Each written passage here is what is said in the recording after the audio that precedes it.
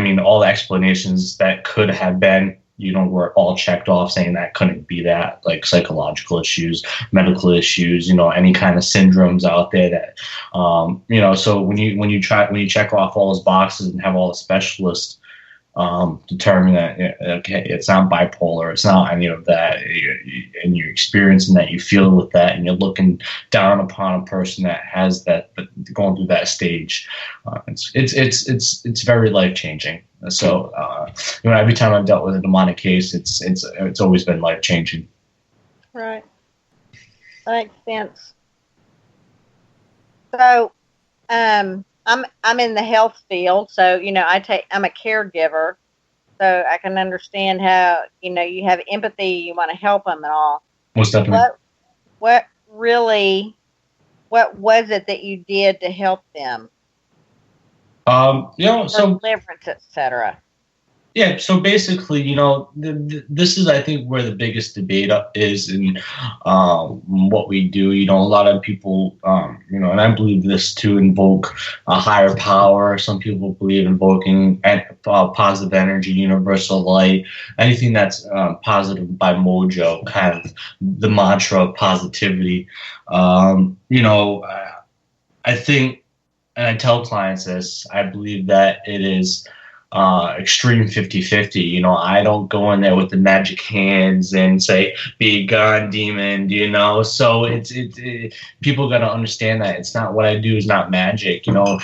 Invocation has to come from acceptance. You can't go into somebody's house and invoke a higher power and the person don't invoke it as well or have faith in it.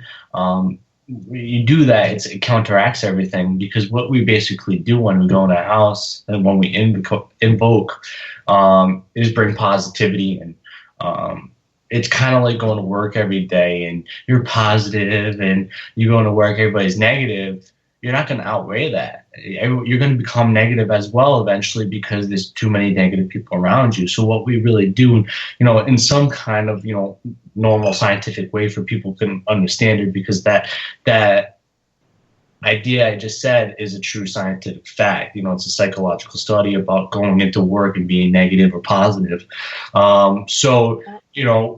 We try to make the person positive. We try to instill positivity in the house, because when you're going through a haunting, you're going through something like demonic or negative, you really start changing on a different perception where you start being negative more. You start reacting to different things differently than you would if you weren't dealing with a haunting of any stance. So we try to, counsel them, and we also try to invoke into them, regardless if you're Christian, Jewish, Hindu, or whatever you are, right. Or even atheist. Faith is a powerful thing. You have to have faith in something to overcome. You can't set a goal in life, and to overcome a haunting is a goal. If you can't set that goal in front of you to overcome it, you'll never overcome it until you realize, I can overcome this.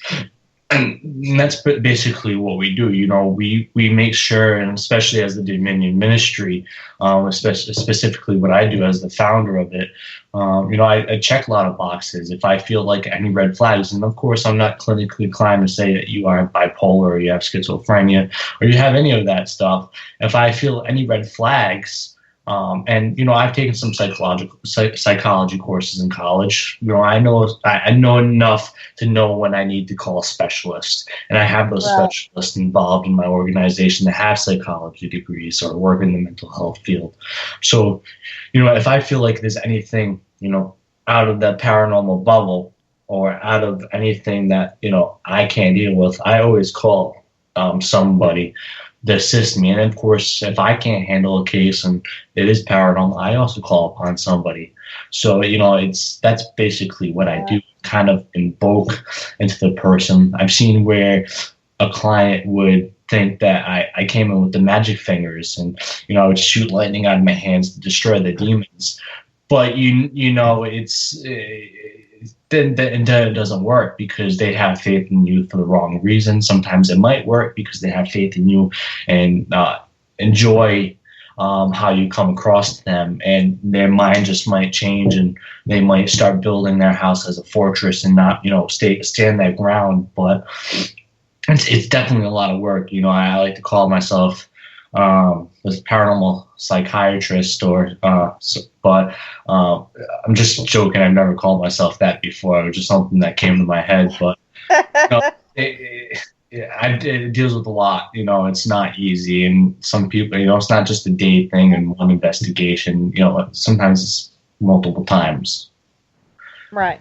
That's a good point, because sometimes it seems like you do something to clear a house, or a situation, and then you have to do it again. It's not just a one-time thing. Well, it's a process, and a lot of people don't realize that a cleansing ritual, regardless of what faith your background is, there's steps, and a lot of people don't abide by those steps. There's certain things, what certain things do by theory or by idea. Like incense, they're a neutralizer. Rock salt, sea salt is a barrier. Holy water, anointing oil are positive reinforcements. Everybody goes. I believe sage, but a lot of people go in and sage their house, believing that it's going to be a cleansing agent. It's a neutralizing agent. It's only supposed to, neutralize the situation for a short period of time, because that's what incense do. Smell just invokes a certain amount of small time frame until that smell disappears. So a lot of people don't realize the steps, and you have people go into people's houses and just do certain things and think it's going to work. There is a process and steps to it, and a lot of people have lost that process, and that's the difficult thing. That makes sense. Yeah. So how do you actually... Okay, guys, I'll shut up. No, you're fine. You're good. How do you actually, keep yourself involved in the field while still trying to have, a normal job and a family? Well, the thing is being a dad, being a husband, being a person that works, I'm a minister, but I'm not minister by a day. I like to call myself minister by night. I'm like Batman, Bruce Wayne during the day, even though I'm not rich, which would be nice. But basically, I get a lot of calls. I get a lot of emails. But I also have a big network too. I used to travel a lot and go to places like Oklahoma, Arkansas, Midwest, the East Coast, as far sometimes as the West Coast. I would travel free of charge. I do everything free of charge. So I want to, you'll hear everybody say, "I'll take gas money." I don't even take gas money. So the thing is, though, is I used to do all that traveling, but with the network and the Dominion ministry that I founded 2 years ago, I can call upon people in certain states and say, I have this client, can you help? And most of the time they say, yeah, I can, unless, they have something going on in their life. So, that's how we kind of deal with it.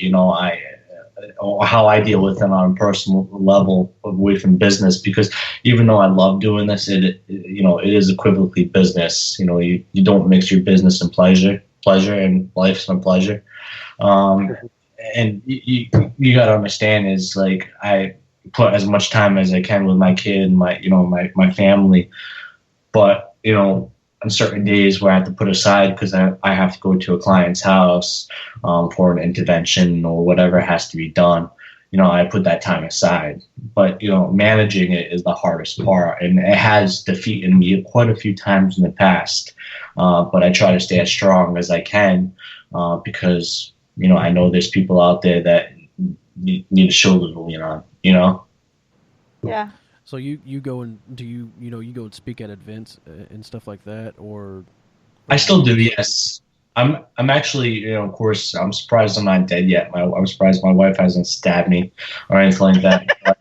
But, I'm quite busy this year, and that's more because trying to get the Dominion ministry out there and getting people to understand what it is. You know, it's been around for 2 years. We're extensively big organization, but you know, we do a lot of organizations where we sponsor events that raise money for charity. Or you know, when I do these events, I don't make any money. You know, I don't charge people. Like I know a lot of my friends, you know, do what they do in the event field aspect. But I really travel because I like to go different places. I like to meet people. I like to talk knowledge with people. You know, I like to debate with people, and I like to work together. So, you know, I do a lot. This year I'm doing a lot of events, but you know, I really shouldn't. So next year might be different, because if not, James Annitto won't be doing any of these live shows anymore. Yeah. Well, I mean, we Your recently network started groupie. we recently started up doing events here in Chickasha, Oklahoma, and we have them every 2 weeks now. That's what we're going to start doing. I mean, we would love for you to come and talk and hang out and investigate the place with us.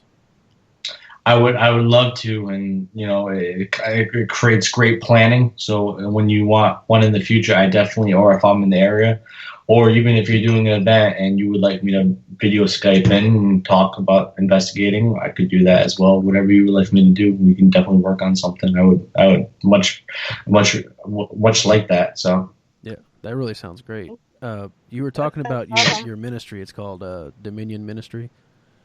Yeah, the Dominion Ministry. It's a nonprofit limited liability corporation. You know, I did that for safety and protection because we do deal with people that I shouldn't say it in a mean way, but you know, do have some issues, and you know, for myself and the members, and of course even the clients, you know, I that protection's there.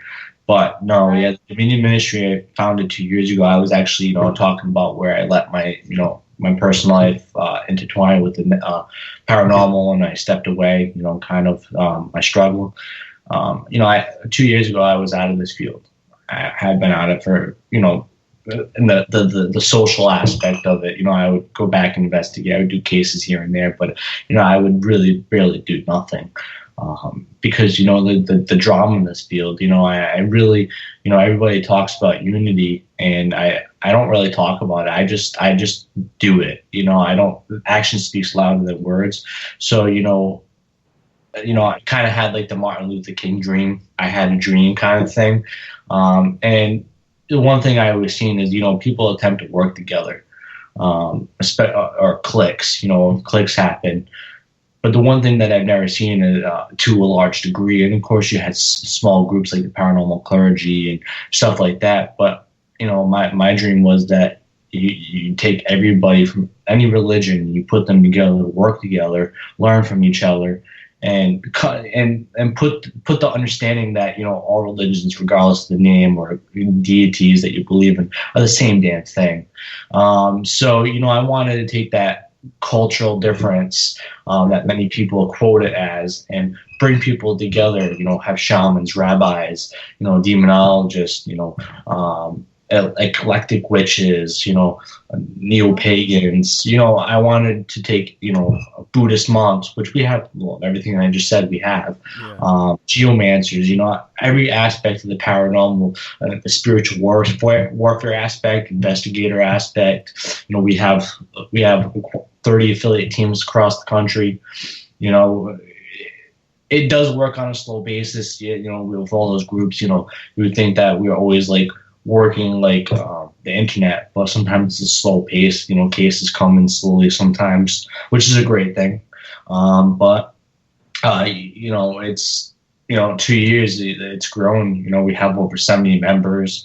You know, we cover 25 states out of, you know, 50 states. So it's gotten pretty big, and you know, we've had the pleasure to help and work with a lot of people, and you know, do a lot of great events for raising money for people or for charities. So it's been a fun ride, and you know, a lot of great people are a part of it. You know. Yeah, that's a really great way to network everyone together. Yeah. Right. That's excellent. I like to call it a family. Everybody likes to call it a network, but to me, it's a family. Because honestly, even though I had the dream, it took every single person who is a part of it or was a part of it to help build it to where it was. And to me, that's family. Regardless of if they're blood or water, they are family to me, and they have gotten my vision to where it's at because they enabled to have the same vision themselves. Yeah, exactly. I mean, that's